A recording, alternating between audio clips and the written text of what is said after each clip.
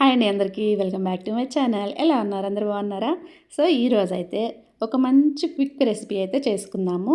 Lunch బాక్స్కైనా లేదా మిగిలిపోయిన అన్నాన్నైనా చేసుకోవడానికైతే చాలా అంటే చాలా ఈజీగా ఉంటుంది రెసిపీ. సో ఇప్పుడు రెసిపీలోకి వెళ్ళిపోదాం అనమాట. ఏంటంటే నేను వెజిటేబుల్స్ ఇలా పక్కన పెట్టుకున్నాను, కట్ చేసుకొని సన్నగా కట్ చేసుకొని పక్కన పెట్టుకున్నాను. ఏమేమి వెజిటేబుల్స్ అంటే green capsicum, yellow capsicum, red capsicum, paneer, cabbage, కరివేపాకు, టొమాటో, గ్రీన్ చిల్లీ, అలాగే జింజర్ గార్లిక్, ఆనియన్ ఇవైతే సన్నగా కట్ చేసుకొని పక్కన పెట్టుకున్నాను. కావాలంటే మీకు వేరే వెజిటేబుల్స్ అయినా యాడ్ చేసుకోవచ్చు. నా దగ్గర ఇవి అవైలబుల్ ఉన్నాయి కాబట్టి నేను వీటితో చేశాను. అది కాక పర్టికులర్గా మా బాబు అడిగాడు, నాకు పన్నీర్ వేసి చెయ్యి అని చెప్పి. అందుకోసము పన్నీర్ అయితే నేను ఎక్కువ క్వాంటిటీ తీసుకున్నాను, మిగిలిన వెజ్జెస్ తక్కువ క్వాంటిటీ తీసుకున్నాను అనమాట. సో ఇప్పుడు రెసిపీలోకి వెళ్ళిపోదాము. ముందుగా ఒక కడాయి తీసుకోవాలి. కడాయిని హీట్ అయిన తర్వాత ఆయిల్ వేసుకున్నాను. మీకు కావాలనుకుంటే బిర్యానీ మసాలాలు వేసుకోవచ్చు, కానీ నేను వేయలేదు. ఓన్లీ ఆవాలు జీరా మాత్రమే వేసాను. అవి వేసి ఆనియన్ వేసాను. అవి వేగిన తర్వాత ఆనియన్ వేసాను, అలాగే అందులో పచ్చిమిర్చి వేసాను. తర్వాత నేను పన్నీర్ తీసుకున్నాను ఇందులో. అంటే పన్నీర్ కొంచెము ఫ్రై అవ్వాలి కదండి. వేరే వెజిటేబుల్స్ వేస్తే పన్నీరు ఫాస్ట్గా ఫ్రై అవ్వదు, వేరే వెజిటేబుల్స్ ఫాస్ట్గా ఫ్రై అయితే ఇవి ఫ్రై అవ్వవు. అందుకోసం అని చెప్పేసి నేను పన్నీర్ని ముందు తీసుకున్నాను. సో చూడండి, పన్నీర్ ఇప్పుడు కలర్ చేంజ్ అయిపోయింది. కలర్ చేంజ్ అయిన తర్వాత క్యాబేజ్ తీసుకున్నాను. క్యాబేజీని కొంచెం మంచిగా ఫ్రై అంటే కొంచెం పచ్చివాసన పోయే వరకు అలా ఫ్రై అవ్వనిచ్చి అందులోనే మనం కట్ చేసుకున్న ఈ క్యాప్సికాలు ఉన్నాయి కదా, త్రీ టైప్స్ ఆఫ్ క్యాప్సికము అది వేసేసాను. అది కూడా చక్కగా కలుపుకొని నేను సాల్ట్ వేసాను అనమాట.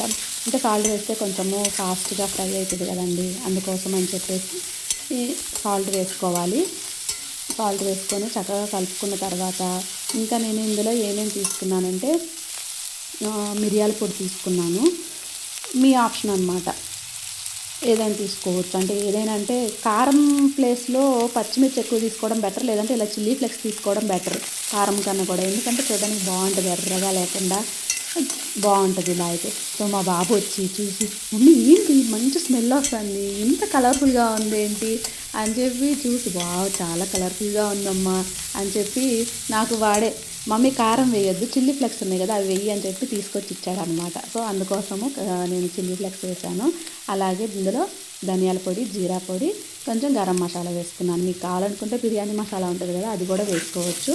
నేనైతే ఇలా సింపుల్గా చేద్దామని చెప్పేసి ఇలా చేశాను అనమాట. ఈ మసాలాలు ఎక్కువ లేకుండా టేస్ట్ అయితే చాలా బాగా వచ్చిందండి. కరివేపాకుని నాకు ఇలా ఫస్ట్ వేయడం కన్నా కూడా ఇలా లాస్ట్ వేసి ఒక 2 మినిట్స్ అలా ఫ్రై చేస్తే ఆ స్మెల్ అనేది చాలా బాగా వస్తుంది.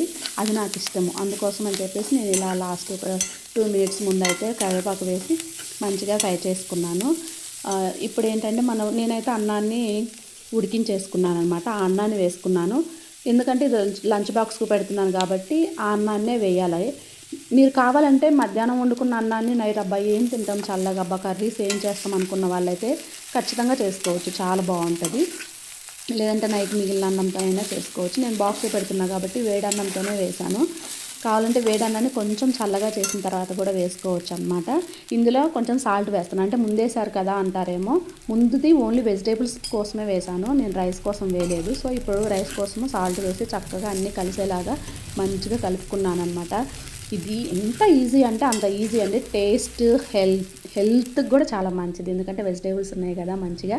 సో అన్ని విధాలుగా చాలా మంచిది, తప్పకుండా ట్రై చేయండి. సో ఈ వీడియో మీకు నచ్చితే మాత్రం ఒక లైక్ చేయండి, షేర్ చేయండి, సబ్స్క్రైబ్ చేయండి. ఓకేనా? Bye, thank you.